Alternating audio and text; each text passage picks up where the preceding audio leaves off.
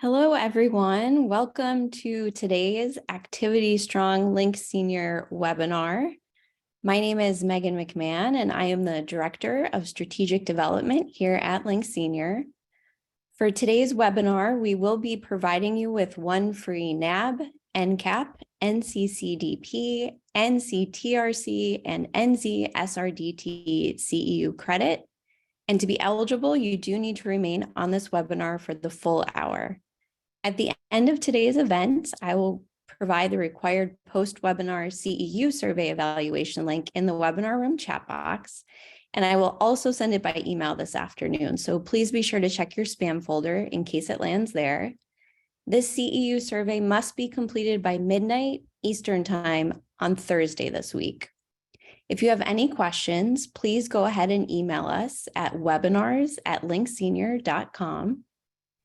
CEU certificates will be issued to you before the end of the day on Friday this week.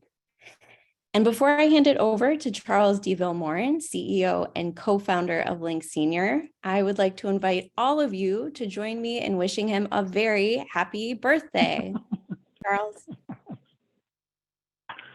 Thank you, Megan. You didn't have to do this. I appreciate it.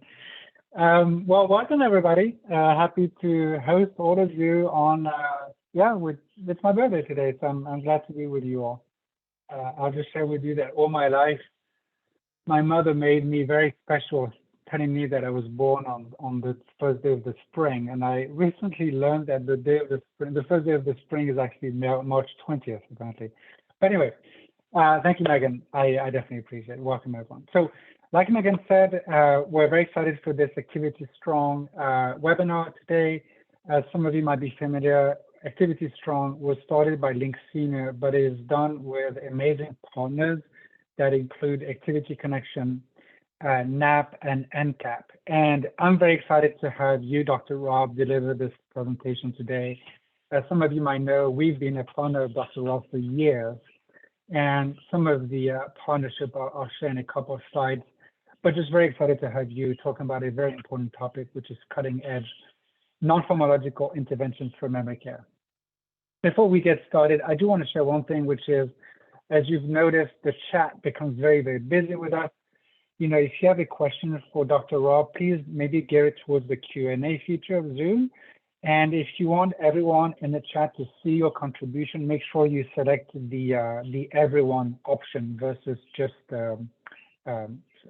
Canvas. So anyway, happy to have you all. Just a little bit of background. So Link Senior, as I mentioned, we have very strong values. We're very proud of some of the things that we advocate for. So one of them, you might be familiar, is called Old People Are Cool. And it's us just saying that we're not fan of segregation based on age. We think that everybody is cool, including our elders, the residents we serve. And then Activity Strong is this platform that we initiated to really acknowledge the amazing work that you all do in activities and life enrichment professionals. And including today, also bring you some of the best when it comes to education. Just a little background is Link Senior is a company that I co-founded. We've grown tremendously. We're very honored to touch the lives of 50,000 residents in the US and Canada. You'll probably recognize some of the names here on the slides. They're very proud of these partnerships. All of them share this common belief of investing in the teams, in you all, to then elevate the resident experience. We do this with a combination of technology, education, with the end goal of maximizing human touch. If you have any questions about Link Senior, please reach out.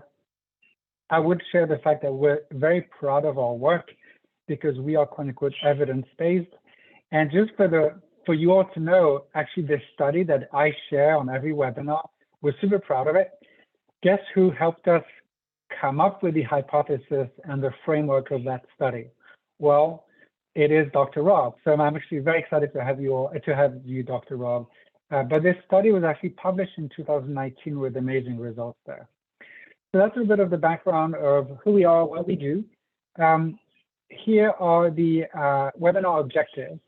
And before I start sharing about Dr. Rob and introduce him, quote unquote, formally, I wanted to share a quick thing here that we feel very strongly about what Dr. Rob is about to kind of tell us, because at this stage of the game, we all know that we want to reduce different types of medication, including antipsychotics, but we become less and less of a fan of the word reducing, but more and more a fan of eliminating antipsychotics, right? So the only way to eliminate these medications is through the form of non-pharmacological intervention. And so without further ado, just wanted to tell you how excited I am to welcome again, because Dr. Rob has been on our webinars years ago, but he is the provost and VP of Government Affairs with Western Oregon University, and he is going to take it over from here. And again, thank you so much for joining us today, Dr. Rob. Well, thank you, Charles, and happy birthday.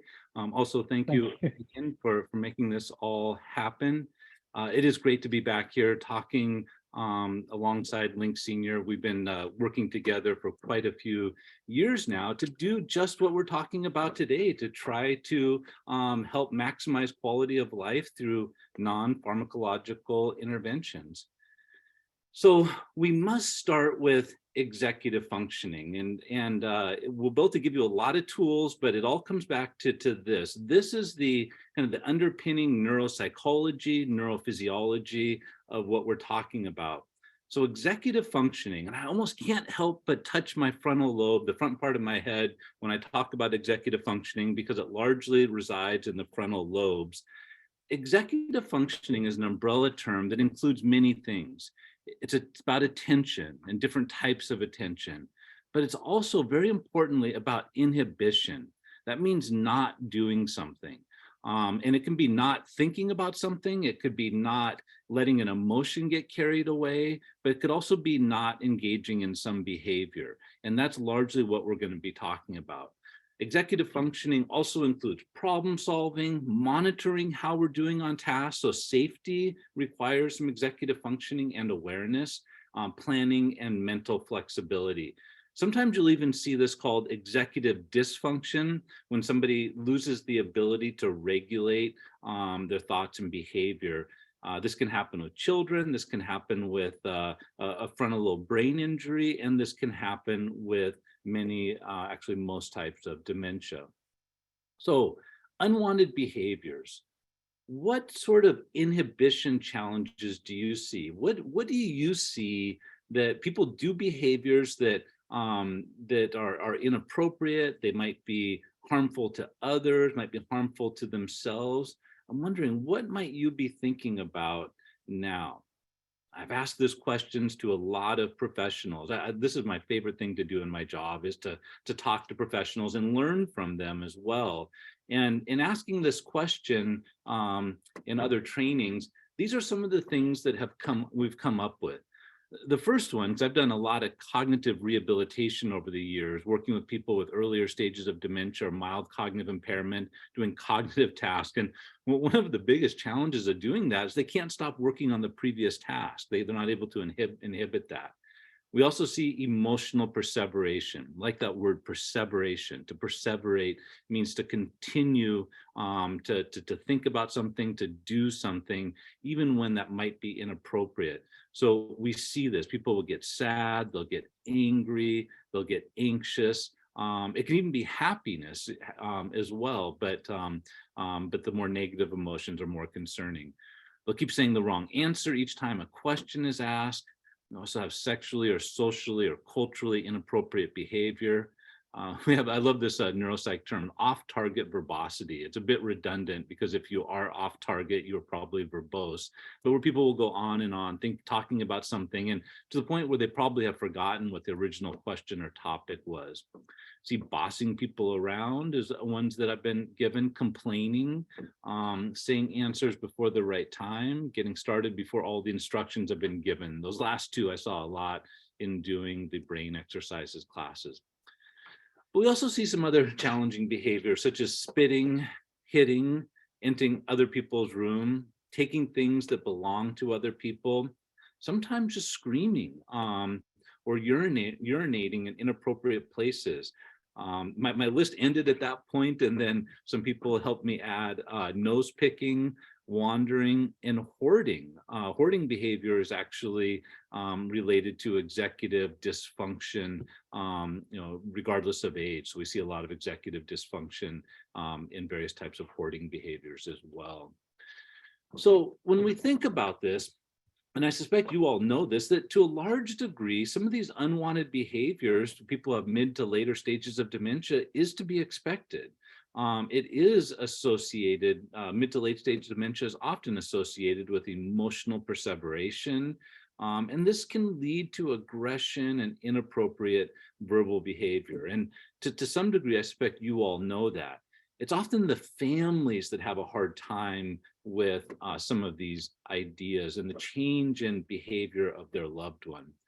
And I often think about this related to children, and we'll be talking about this more, but there's this idea called retrogenesis, that the last abilities children learn, teenagers, young adults learn, those cognitive abilities are the first to go in older adulthood. So retrogenesis, retro to go back, genesis to the beginning. And we'll see people kind of where they are along that cognitive development continuum, where they might lack empathy and awareness, which is really common in, say, a 3-year-old child, a 4-year-old child. Hopefully they're learning some more awareness and empathy shortly after that. But you don't get upset if a young child says something that is inappropriate. People might even, they'll laugh at it, or maybe not in front of the child. You don't want to reinforce that behavior, but it's cute. It's a part of the developmental process. But this can happen at the other end of the lifespan, where they say things that might be hurtful if you didn't have that context. So, really keep that in mind. But raising our own children, we eventually learned that you don't negotiate, you don't try to really reason with a 3-year-old throwing a full-on 100% tantrum on the floor. You kind of give that some space. Maybe you redirect, but you're not going to argue with that 3-year-old on the floor throwing a tantrum. You probably aren't going to try to reason with them. If you do, you probably are not going to be successful in that moment. And so some of those principles apply. And this is more for the family, or somebody who's very new to working with people at this stage of dementia. But I think that can be a helpful thing to share. Now, the good news is we can enhance executive functioning. This has largely been my scholarship for the past 25, 30 years, finding ways to maximize executive functioning. We know how to do it. There's some long-term strategies, and there are also some short-term strategies. There's some well-documented ways, and we're going to go through those ways to improve executive functioning. We'll go through them fairly quickly, and then we'll get into some more tools that you can kind of use in the moment when you're seeing unwanted behaviors. But in terms of enhancing executive functioning, a big one is reducing stress and anxiety. A lot of times, our acute stress will take up a lot of our resources. And this is true regardless of age, regardless of cognitive ability. Have you ever just been so stressed out by something? You just learned of something went wrong, you're in the middle of doing something else, and you can't hardly even come up with a plan if it hits you hard enough. If the stress level is too high, it really has a negative impact on cognitive abilities and in particular executive functioning. So there's some acute effects of stress. So if we can reduce the stress, we often can see improvements in executive functioning. We also have some long-term effects of stress. When we look at personality traits, we have a personality trait that is called neuroticism. It means being prone to distress and worry. And we know that of all personality traits we can measure, neuroticism seems to be the most highly predictive of future executive functioning and even dementia. So if you are that person that you worry about everything, it's hard for you to see the positive of things. You can't turn off those thoughts if it's really kind of to the extreme where it's negatively affecting quality of life. It could be good to do some things that we'll talk about here very briefly, such as mindfulness training. There are now hundreds of randomized controlled studies looking at the positive impacts of mindfulness training on executive functioning is the most common one we see in the cognitive realm, but other aspects of life as well. And researchers have found that mindfulness training can lead to improvements in executive functioning and working memory capacity. That's how much information you can hold in your mind at any one point. They even find that mindfulness training can make you funnier because you can hold on to things, you can respond more rapidly in the moment. And I thought that was kind of an interesting perspective that's actually probably related to working memory capacity. Researchers have also found that yoga can lead to improvements in executive functioning. And there are now dozens of studies, both for yoga and mindfulness training, showing improvements in executive functioning in older adults. Now, these studies are generally done before people have significant cognitive impairment. It's going to be probably a little more challenging to do that with, say, mid-stage dementia, but this is something that can be helpful. And it's easy to do now. There are some good apps that are available. I started doing this myself maybe 10, 12 years ago when I started seeing this research. And I first learned how to meditate by downloading an app. There's a lot of them available now. Even my youngest, my 12-year-old, every night, my wife and I will do it must be on Amazon. Could we just say, Alexa, do sleep meditation, and we run through a body scan, some deep breaths, some positive imagery, and it's wonderful. The only downside is sometimes my wife and I fall asleep on our son's floor when we're doing the mindfulness training. So we can do it, and it's just so much easier to learn how to do it than years ago. Now, with that improved executive functioning, not only can it improve behavior, but particularly if you have looking at people before they have really significant cognitive impairment, we know that it actually can reduce falls as well. So improvements in executive functioning have been associated with reduction in falls. And so I don't want to go down, that's a whole nother talk, but there is some good potential there as well. One of the most well-studied, the most well-documented ways to improve executive functioning in middle age and older adulthood is physical exercise. This is another lecture I don't want to begin, but I'll tell you that I think the most important takeaways on this, that aerobic training helps, yoga, Tai Chi helps, but people get an independent improvement in executive functioning if they do strength training or resistance exercise. You get all the benefits of the others, but then if you add in resistance training, you get even more. So literally hundreds of studies in that area. We also have the cognitive exercises.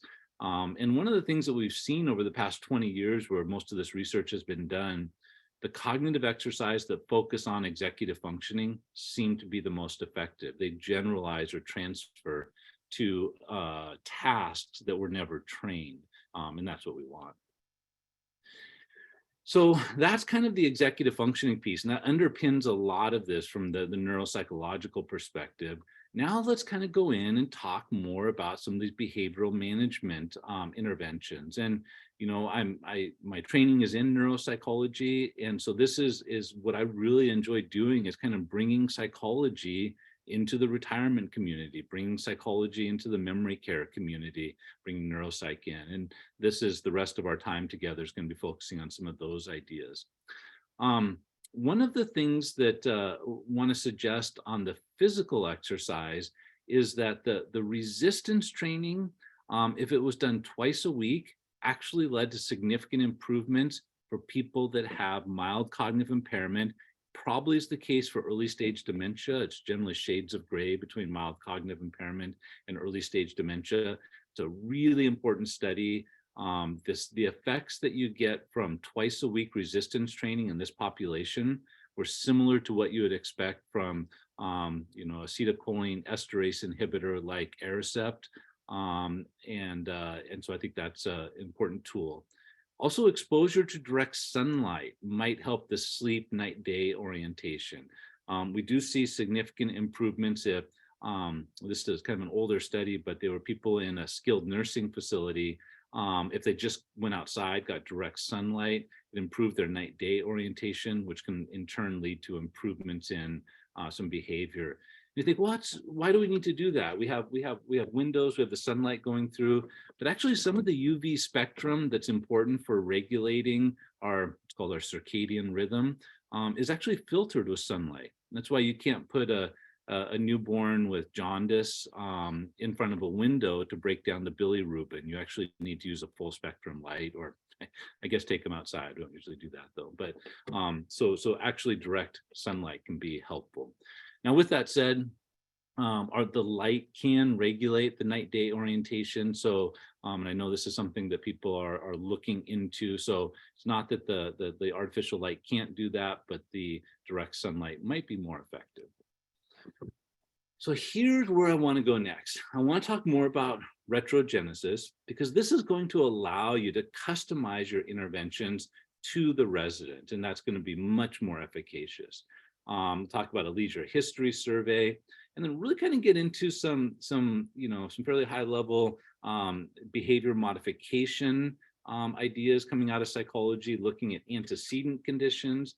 Sounds all fancy, it just means what was happening right before the unwanted behavior occurred. So ante means before, so this is the conditions before some event. And then redirecting.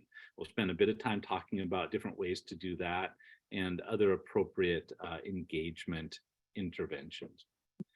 So this idea of retrogenesis. So the definition of this is the loss of mental abilities in old age in the opposite order in which they were gained in childhood.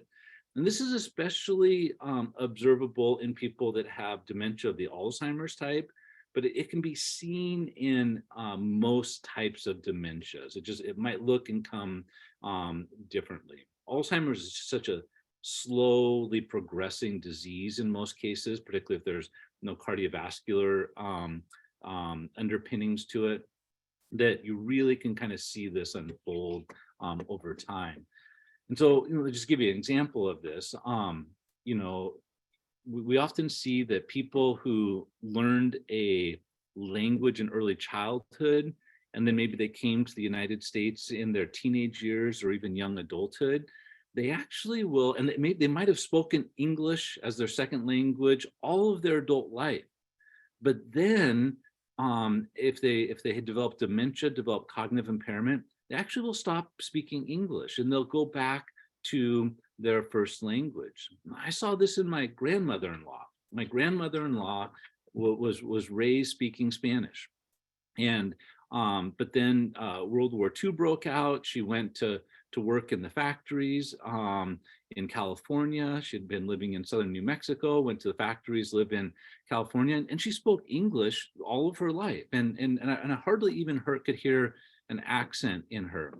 And in her final years, and I think she had dementia with Lewy bodies, but she would just go into speaking Spanish. And I even remember my mother-in-law talking to her because she was trying to remember a certain word in Spanish and she couldn't remember it, and it wouldn't come to her for years.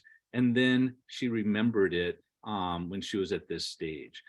Sometimes they even will think they're children again, or they'll get confused. I remember when my grandmother both my grandmothers lived well into their late 90s. No cognitive impairment, but my dad's mom, she was like 98. She was in skilled nursing. It was the last few months of her life, and she would get confused. My dad would come to visit her, and she would think that my dad was her husband. Now, you all know that's normal. My dad thought that was quite odd, but that's normal, and I suspect many of you have seen that. That's retrogenesis. And I'll tell you a story. So there was a company that I worked with. They have a lot of retirement campuses all across the Western United States. And about every 2 years, I would come to this community. And I was there. They actually were expanding their memory care. And so the little apartment I was staying in, their guest apartment, I actually had to go, there was construction underway, and I had to go through part of their memory care to get to where the apartment was. And it was after dinner, I don't know, 7, 8 o'clock at night, and I was going through the memory care area, and there was this woman, and there was a kind of an oval track and a lot of common area in the middle, And there was this woman, a resident, and she was just walking. I could tell she looked fit. She was moving. She had a good clip. She had great gait. And she was just moving. And I was just kind of watching her a little bit, wondering what she was doing. And I finally, this is memory care. I mean, this is secured memory care. And I asked her, what are you doing? Where are you going? I kind of walked with her a little bit. And all she said to me was, I'm going to work. I'm going to work. I'm going to work. And she was perseverating on that. And I remember talking the next day to some of the staff about that. I was like, wow, how, is this common? She must get a lot of exercise.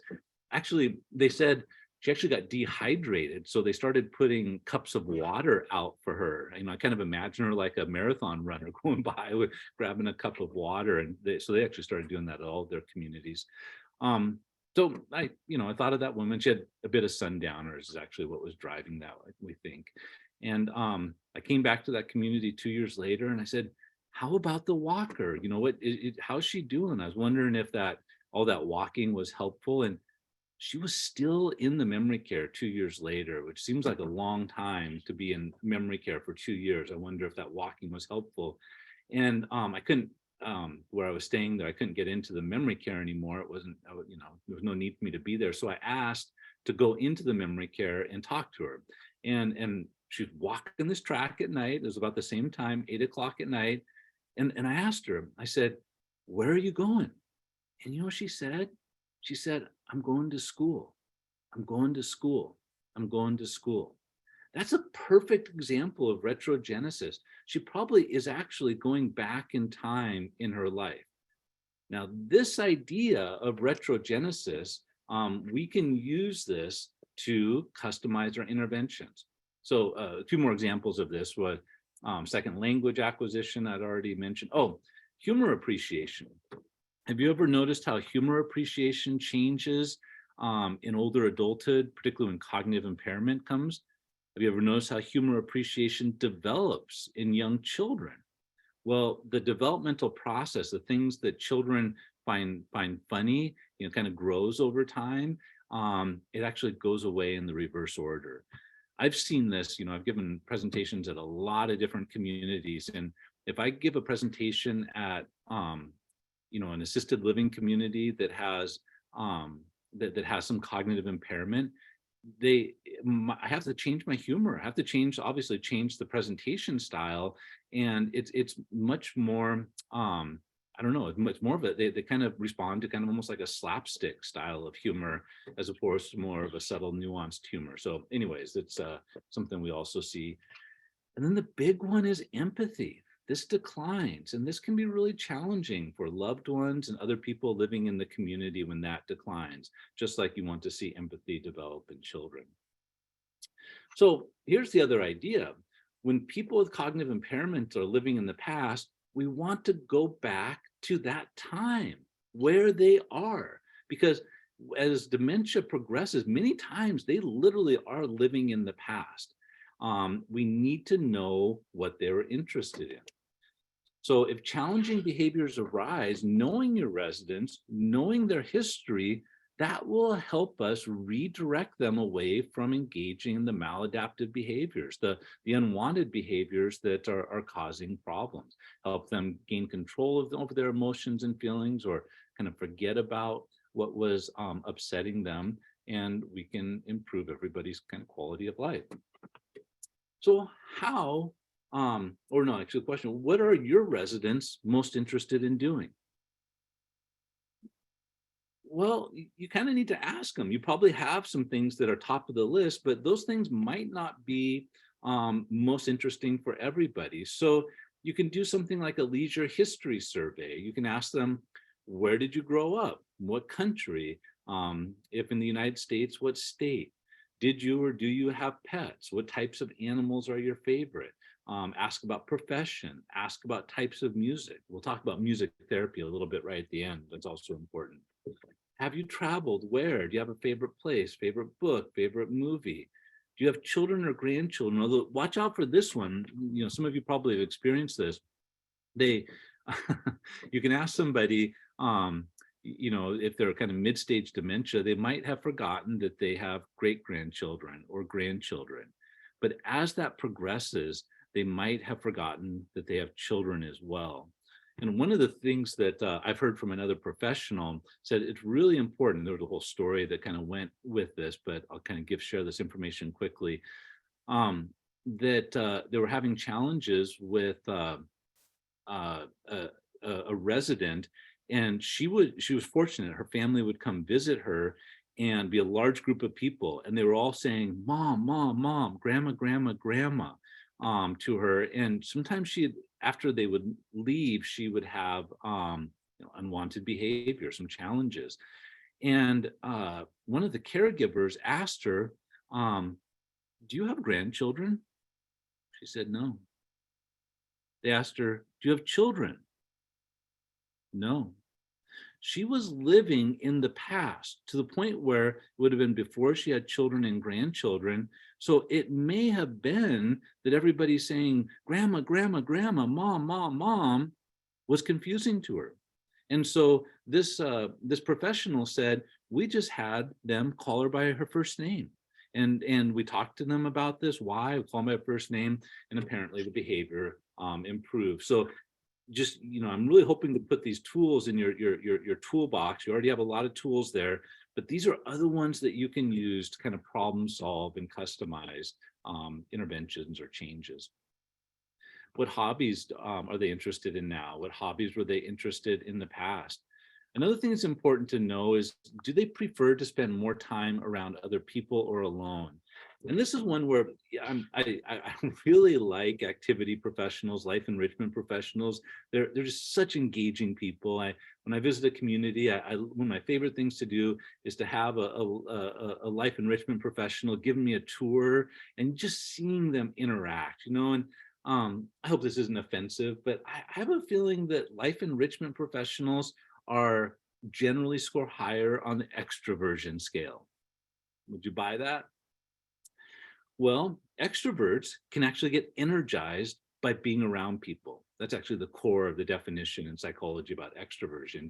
Do people give you energy, or do they kind of take energy, or you need to recharge a little bit? It could be that an extrovert would say, "Gosh, you're having a hard time here. Let's bring you over to the activity room. We got some neat things going on there."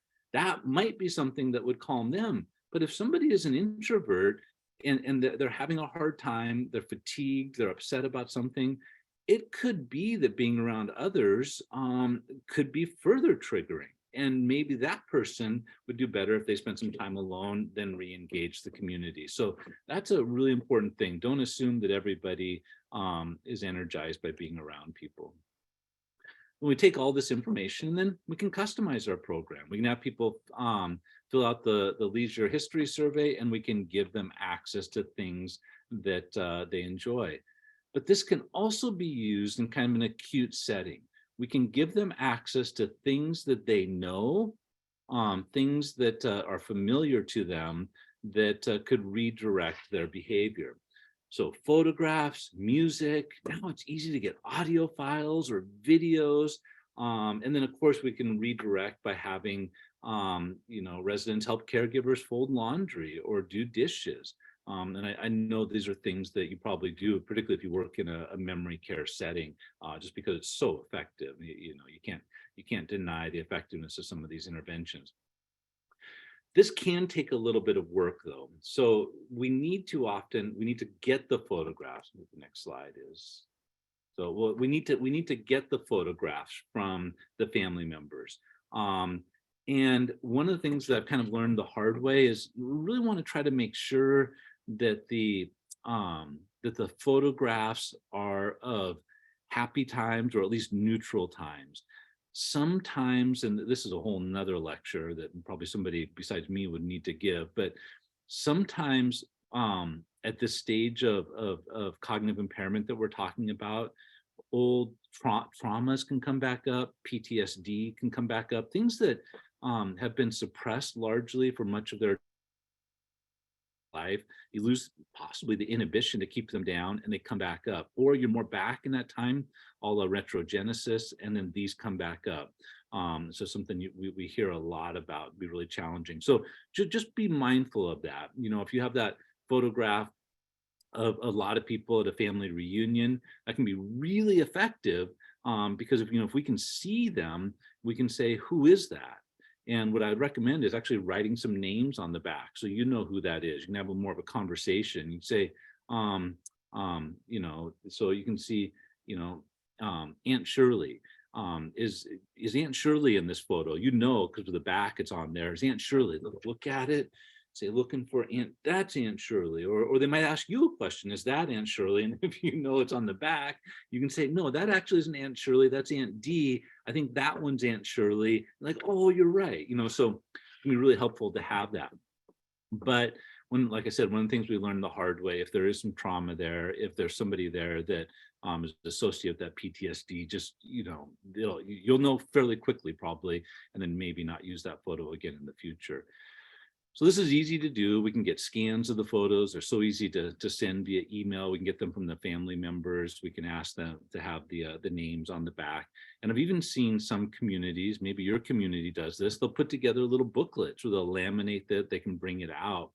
And so if we know that somebody frequently has some behavior management challenges in the common area, then we can just have access. We see that something's going awry. We're not quite sure what caused it. We haven't been able to deal with it, but we can redirect the behavior. So a lot like what I used to do with my kids, right? Sometimes my kids would be, young and kind of, about to enter a tantrum, or I can see that this is not going to go well. And I would dangle my keys in front of them, like, oh, what is that? And then they would take them, and then we would be okay. I think maybe people use their phones for that now. Music can be effective as well. There, we can have them, put the music on, and we'll talk a little more about that later. So when trying to help maximize quality of life and we reduce these unwanted behaviors, we really need to customize it. We need to be really mindful of not only the individual, which we've been talking about, but the broader environment, what resources we have available. And we ideally want to customize based on the resident's knowledge, but this can be challenging. If someone is, a life enrichment director is 50 years younger or more, younger than the resident, they might not know what was going on in 1955 or 1965, right? Where that person might be living. And so it can be really helpful to go back and get relevant images. So historical events, advertising, fashion, movies, popular music, images from old Sears and Roebuck catalogs. And this slide I'm showing you, we created a long time ago. Actually, I created it for Link Senior, because this is one of the things that is available in Link Senior, is to go back to certain times and get these types of things. I remember the last time we worked on this, we actually were talking about getting old Sears and Roebuck's catalogs or old JCPenney catalogs, right? I mean, these were important, and now it's just so easy to find these images off the web too, if that's how you want to get those. And so you can actually create some 1940s books, some 1950 books of these sorts of images. It can be really popular and a great way to redirect attention. So it can be a lot of fun. But the Link Senior, we actually put in the year, and we'd get a slideshow from that time, which can be really helpful. Now, many times the unwanted behavior is because the resident is fearful. They're in pain. They're in discomfort. And this is something that working with nurses have made me really aware of this, that they would say that, we can often tell when the painkiller is wearing off. They don't actually go 4 hours if people have been on them for a while. So that last 30 minutes after 3.5 hours, even if the person is nonverbal, you'll see it in their behavior. They report kind of the rocking behavior, the moaning behavior. So that would be something to be mindful of. But just big picture, try to think about what's going on before the behavior occurs. That's the antecedent condition. Who's present? What are the environmental conditions? What time of day is it? So I'm curious, I wonder if you've seen this. What types of triggers or antecedent conditions have you seen that lead to unwanted behavior in residents? You know, one of the most common ones I hear from professionals like yourself is the shift change. At the time of shift change, there's more people, it's a little noisier, it's different. Overstimulation, pain, fear, sadness. It might be certain visitors, you know, particularly if you kind of think about that PTSD, post-traumatic stress disorder, that kind of that trauma that can kind of come up in this context from the past. Certain residents can also lead to these behaviors. Sometimes it's around bathing. Sometimes it's just simply boredom. I've heard a lot of reports and people responding to, professionals responding to times of day. I've seen the late afternoon be a challenge when they're waiting for children to come home, or it's early evening, they're waiting for a spouse to come home, needing to cook dinner. So that can be an issue for some people. Hunger, sometimes it's just they need to use their bathroom and they're not able to communicate that. So try to figure out what those triggers are. And this can be really helpful. So if you want to document this, you might even have a form like this. It would be a good thing to do. Describe the behavior. What happened, time, frequency, duration. What was happening right beforehand? Were there any signs of physical or emotional distress in the resident? What were the characteristics of the physical environment? Hot, cold, crowded, no one around? What was the social environment? What was done to address the behavior, and did it work? If this is done repeatedly, you document it, you can begin to triangulate observations from the staff and then problem solve this. I'll give you an example of this. So there was a community that I worked with. It was a smaller memory care community, and they told the story of they would document this. They had one resident sitting in the front area, kind of a small sitting area, kind of by the nurses station, and where most people would enter. They'd get buzzed in and enter. And so there's like a couch and sofa area there. And sometimes this woman would start screaming, this resident. She was largely communicative, but she would start screaming. And this was obviously really disruptive. It disrupted the other residents. It disrupted the people coming in, the nurses station. And by documenting this, they noticed that it was when people were coming in to the community through that door that was by the sitting area that were unfamiliar to the resident. And so somebody had the ideas, maybe she thinks they're coming into her home. Maybe they think they're not supposed to be here. So let's try introducing them. And I think it was worse for males, when males would come in. And so they would introduce them and say, hi, this is, what's your name again, Jim? This is Jim. He's visiting, who are you visiting again? They had to do this on the fly. He's visiting Susan's mother. And so this is Jim, he's visiting Susan's mother. And I just wanted to introduce you to him. And then she would be okay. Now she knows why this person's there. So by documenting this, you can kind of begin to triangulate what is going on and respond appropriately. Some other ideas is to use non-threatening postures. We don't want to tower over them. And you see people that are good at this, right? They get down on their knee. They get down at their eye level. If you have neck pain or there's fluorescent lights, it's not comfortable to look up at somebody like that. I love watching people who are good at this. Some of this stuff is just hard to teach, right? And we used to talk about this in psychology. There's some aspects of being a clinical psychologist that you just can't teach. So there's no article you can read to develop some of those bedside manners, if you will, some of that social intelligence. And so I love to watch the people that are good at this. There was a gentleman named Dennis, and he had actually had a different career, and he came back to working with older adults, and we'd connected and done some projects together. But he was one of those people. He just had a way with people. And one of the things Dennis would always do, he became aware that their glasses were often very dirty. And I started noticing this too. He told me this 20 years ago. And I've noticed this oftentimes in some of these communities, the glasses can get dirty.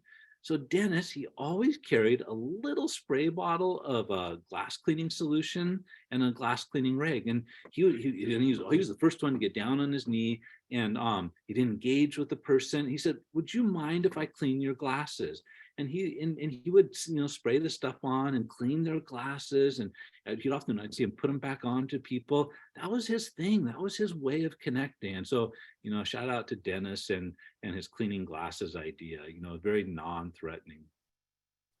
Monitor your emotions and subtle body language and facial expressions. So one of the things that we see with most types of dementias and many types of brain injuries in general is even if they can't communicate, they still can read your emotions, your body language, and your facial expression. I think this is most stunning with people who've had a stroke that damages the left hemisphere. So for most people, language resides in the left temporal lobe. So it's a space right here behind the skull. And you can be completely aphasic. So you can't talk. That would be expressive aphasia. You can't understand people. That would be receptive aphasia. Usually you get one or the other, but if you knock out enough of that area of the brain, you can knock out both. And so you think this person can't talk or communicate. They're not going to be able to understand me, but they can. They still can read. They can't understand the words. At some level, they have some impairment with words, maybe fairly severe, but they still can read your emotions. They still can read your body language. And I should have put this on the slide. They can still read the emotion in the pitch of your language, how you talk. So they might not know what you're saying, but they can tell, are you upset?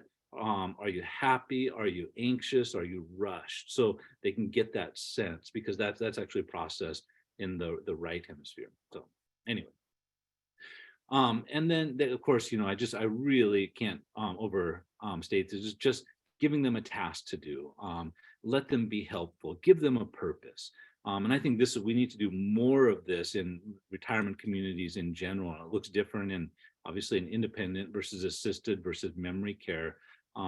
But gosh, when I work with people in independent living, I want to talk about, do you have a volunteer program? Do you have a way to volunteer with children? What are you talking about? Why would we do that? But we need to give purpose, and we all need purpose. Everybody on this call needs purpose. And I'm very mindful of that, trying to give people purpose, regardless of where they're at cognitively. So I wanted to share this. This is a really important idea. This is something I spend a lot of time talking with physical and occupational therapists about in continuing medical education. We have these things called procedural or motor memories. They're usually well preserved. So like walking is a motor memory that's well preserved. How you use a fork, how you hold a pencil, all of those things are really well preserved. And depending on the situation, you can create new procedural or motor memories. But here's the downside. You have to do it 100 times, maybe 150. And it needs to be done correctly. We call this errorless learning. So take advantage of this. This might be more appropriate for assisted living, but when somebody moves from independent living to assisted living, I want them to bring their coffee maker. Because if we give them a new coffee maker, they're gonna have to relearn that. I want to put the coffee in a similar spot relative to the coffee maker. I want to bring their old television into their new room. If they're developing cognitive impairment. So why? You can't even see the labels on the remote control. That doesn't make sense. Why would you do that? You don't need to see the labels if you know it. Right? Have you ever used a remote control from somebody that's like, it's been so worn, you can't even see, is this channel up or down or volume up or down? And you ask them, say, hey, is this channel up or down or volume? Where's the volume, or where's the channel? They can't tell you. They'll take it from you and they know where to push. See, that's a procedural memory. And that's not in the language parts of your brain. It's not in the cortex. It's actually in your cerebellum, that cauliflower shaped thing at the back of the brain. It's hardwired. You're going to need to have, well, there's only a couple of diseases that'll knock it out. A stroke back there, cerebellar degeneration, Parkinson's disease, dementia, maybe dementia with Lewy bodies. We'd have to really kind of poke at that one. But most of the time, with a few exceptions, that is going to be retained. So here are some examples of procedural memories: using a quad cane, using crutches, using a wheelchair. You know, if you know how to use a wheelchair now, or you had a knee surgery and you learned how to use crutches, you will be able to use crutches later. What they say? It's like riding a bicycle. That's the same idea. It'll be there. Putting brakes on a wheelchair. That's something we have to teach people. And so that's where I spend a lot of time talking to therapists about. We actually can teach somebody with mid to late stage dementia to put brakes on a wheelchair if we practice it enough, if we cue them enough, if they could do it correctly enough.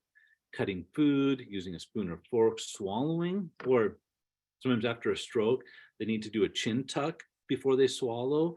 That can be taught. Toileting, sneezing into the arm, putting glasses on, combing hair, getting out of bed. I mean, how do you get out of bed? How do you brush your teeth? All of these things are procedural memories. And we can learn about this. This is called the My Way ADL Advanced Directive, and we can talk to people. Maybe if it's a age and place campus, when they're in independent living or assisted living, we have them fill this out, or a loved one. Although loved ones often don't know these routines. Ask them about when they usually get up. Ask them about their self-care routine. What do you do? Go to the bathroom, get coffee, read the paper, brush teeth, take a shower. And then when you're in the shower, or do you prefer a shower or a tub bath? Do you like to bathe in the morning or evening? This is really important. If we know this about an individual and we have our unwanted behaviors around bathing, we can reduce those unwanted behaviors. She's always showered in the morning. We don't want the professional bather to come in the evening. Can we schedule her to come in the morning? We're going to have less problems, or it's worth trying, right? What order do you wash your body in the shower? We keep track of that because we usually do it in the same order, right? You get in, whatever you do, get your hair wet, do you shampoo first, then condition? Do you what's the first part of your body that you clean? Toileting, even whether which hand you use, how you like the toilet paper folded, right? We don't talk about these things, but we have ways of doing this. And if you are a toilet paper minimalist and somebody is trying to help you with toileting, who is I don't know, what do we call it, a toilet paper maxist, and we're giving them too much toilet paper, that's not going to go well, right? So these things can really help us with unwanted behaviors. Dressing. I like asking occupational therapists. They're essentially professional teachers of dressing. What arm do you put into a t-shirt first? Because you always put the same arm in first unless you're injured. Most OTs can't tell you that, but we can observe this and we can help people. So this is an ADL Advanced Directive. Can be very effective. This airless learning sequencing, this is the key. You have to do it in the same order. So if you always go from breakfast to activity room to physical exercise, they can learn that. Now it'll take about 100 days, but if you do that every day in the same order, they will do it. But be careful, because a lot of times we'll do that the exact same sequence and then we change it for the holiday or change it for Christmas or something. Just be prepared, because that actually can lead to some unwanted behavior. Live in the moment. We obviously don't do reality orientation therapy. If they think that it's that they're waiting for their husband to come home from work, that's what they're doing. You might want to distract them and say, well, let's go go get some food. It looks like the traffic is bad, or whatever it is. We don't argue, we don't escalate. And sometimes we might need to say, all right, well, let's go get some food. He's probably just stuck in traffic. For some people, that might be the best thing. And there's the example. Well, the traffic's really bad right now. We'll have to wait. Let me find out when he's going to get there. But in the meantime, let's go do X, Y, and Z. Also, be careful that we don't only give people significant attention when they're engaging in the unwanted behavior. Because if somebody is deprived of attention, they might act out to get that attention, even if it isn't the best attention. We see that with children. We see that with people with dementia as well. And finally, music therapy. Lots of research on this. And this is just when I was listening to Charles kind of do the intro for this presentation, I was thinking about music therapy. Very effective way to reduce unwanted behaviors. There's even studies showing it can reduce new antipsychotic prescriptions. And we saw something similar in the 2019 study that Charles referred to. We saw some trends there that, these types of cutting edge interventions can reduce anxiety, aggression, improve communication for music therapy, possibly even reduce the need for new antipsychotic prescriptions. So good stuff here.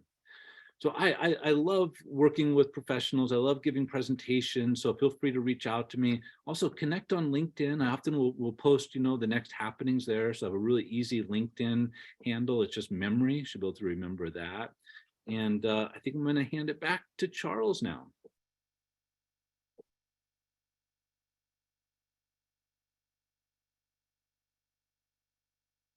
Thank you so much, Rob. There was a lot of questions, but a couple that I thought were interesting, Dr. Rob, if you don't mind, before we wrap up with our announcements here. Well, actually, before I do that, thank you so much. Amazing presentation. I don't know if you've been following the chat, but it's been so active and a lot of very good feedback. One question we had is, what are the best opportunities you feel to have a all-team training on some of these non-pharmacological interventions? What would be your one recommendation today? To do an all-team training on this? Yeah. I think if there was only one thing, I think it would be documenting the behaviors. If we had two, I think I would try to do some leisure history surveys, but documenting the behavior, the leisure history survey. If people want help like with this, reach out to me. We could do a webinar and kind of poke into these a little bit more. But I think it's that documentation and particularly getting it as early as possible. And it just makes the work so much easier when we know how they like to do things. Yeah, thank you so much, Dr. Rob. Given the time, what I'd like to do, if you don't mind, stopping sharing your screen so I can share mine.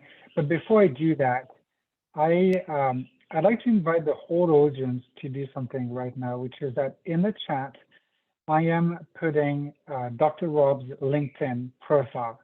And trust me, I mean it because Dr. Rob means it. Please connect with him. He is one of the best experts on this particular topic. Not only does he have years of experience, but what I've always valued with Dr. Rob is his ability to see like the macro picture from different angles, the research, but also working with a lot of organizations. Like everything he's explained today, he has worked with professionals that are applying it, which I value so much because sometimes academia is all about, hey, let's do this is the research, but where it breaks is when you operationalize. So again, I'm pasting again his LinkedIn. Please connect with him on LinkedIn. And if you have any questions, any follow-up questions to this, please reach out. A couple of things I wanted to share in the actual line is also his email is on the slide deck today.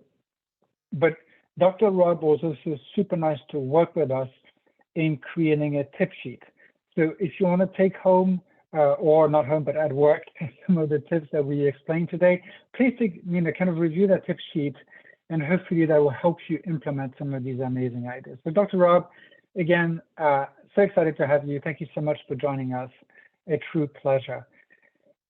Before we wrap up completely, just a few announcements of upcoming events. One, and I feel so strongly about it, James has been on our webinars before, but he's taking a stand with his experience based building better growth, and he's going to deliver an amazing presentation on a new kind of activity calendar strategy, really focused on dementia care. So for me, it's kind of interesting to have Dr. Rob today, and in 2 weeks, James, because they're kind of going to be different angles, but very important angles to building better dementia care. The other announcement we have is that we finally have a name for Activity Strong Summit. And I'm so excited to share with you that. So our summit is our biggest event of the year. Stay tuned. We will be announcing in the next few weeks our lineup with our different sessions. But we wanted to take a stand and celebrate everything about activities and life enrichment, and doing it from a very novel and new and exciting angle, which is we're bringing to you the first of its kind polluter. So stay tuned for what it means, but obviously amazing education, all about activities and really celebrating and having fun together. So that's on June 27th. Please take the time to register. Another event, if this is in partnership with the Ohio Person-Centered Care Coalition. So again, centralized in Ohio, but open to everyone, is we'll have Penny Cook, the Chief Culture Officer of the Center for Innovation. As you might remember, it was the merger of the Greenhouse and the Pioneer Network. And then another invitation I'd love to extend to you all is NAP is holding the annual conference in Reno, Nevada. And I'll be there. I'm actually speaking on the Sunday evening, but it's a 4-day conference. And obviously, if you like activities, this is the place to physically be, to see physical people. We do exist, but again, all about activities and life enrichment. And last but not least, this is exclusive to our own clients, Link Senior clients. We're holding again, like we did last year, our summit. So this is in May. If you're a current Link Senior client, please reach out to us if you have any questions, or ask your resident engagement specialist. Whew, that was a few announcement, but I'm done. Dr. Rob, thanks again for being with us. Megan, thank you for hosting us, and thank you so much for the nice happy birthday wishes. Have a great afternoon, everyone, and talk super soon. Thanks, Dr. Rob. Bye-bye.